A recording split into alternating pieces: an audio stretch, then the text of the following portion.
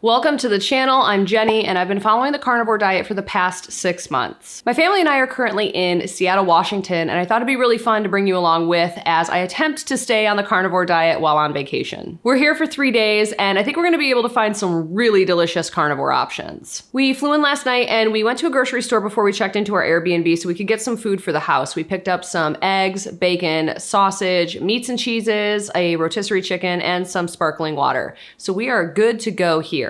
But we're about to head out the door to get some lunch. So let's see what we can find.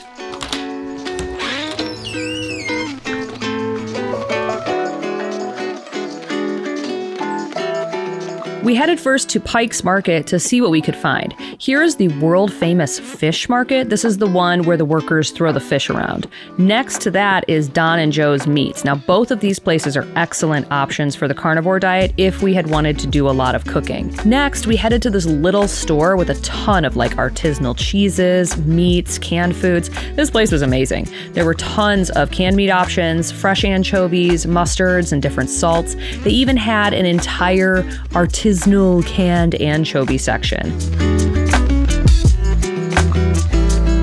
What is it? Sparkle syrup. What's sparkle syrup? It's syrup with sparkles. It's 24 times. Let me see. Hold it. Ooh, look at that shine. Look at her shine factor. We picked up a couple of items and then we headed to explore the rest of the market before we picked a lunch option.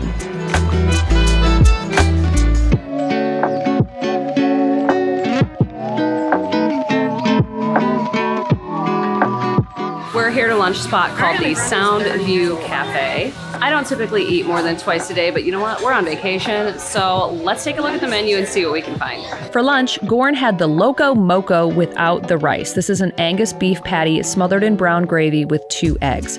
I just had a bacon cheeseburger, no bun, no veg, and there was a garlic aioli on the side to dip it in. After lunch, we headed over to the Space Needle, and then we checked out this amazing glass museum on the same campus. Then it was time for an early dinner. On our way to the Space Needle, I'd noticed this Japanese Hawaiian fusion restaurant called Ohana, so we headed that way. I had an old-fashioned with no simple syrup, some tuna and yellowtail sashimi, and some beef skewers.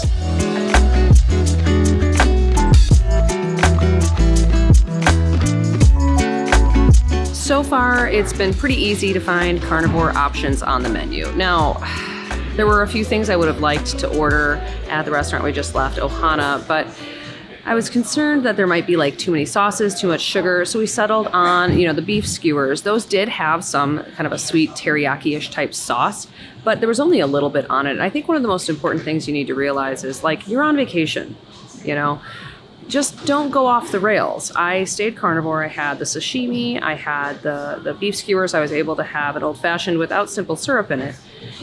But I was able to enjoy myself. Food doesn't have to be so militant all the time. I want to stay on carnivore, but I also want to enjoy myself. So I feel like we've been accomplishing that goal today.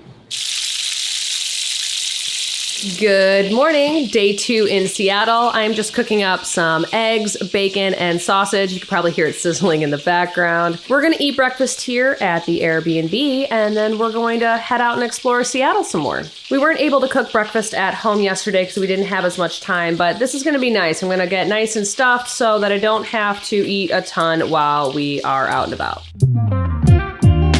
After breakfast, we headed to the Museum of Pop Culture. They have a ton of exhibits, including Nirvana, the history of hip-hop, Jimi Hendrix, and horror films. After working up an appetite, we headed to Bai Tong Thai restaurant for lunch. We just got done at the Museum of Pop Culture, and now we're here at Bai Tong, this dope little Thai restaurant that my niece found on TikTok.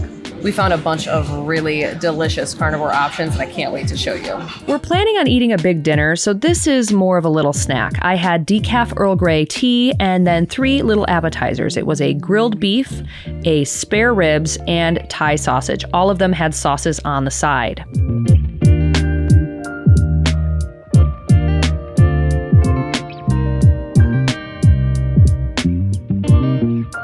After our lunch, we did a bit of thrifting and shopping, and then we did this amazing underground tunnel tour before heading to Elliot's Oyster House for a fancy dinner.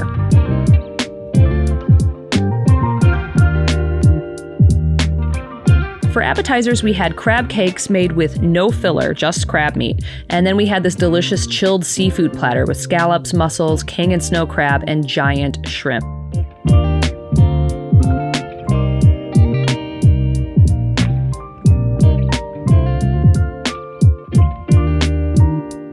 For dinner, I had a ribeye cooked medium rare.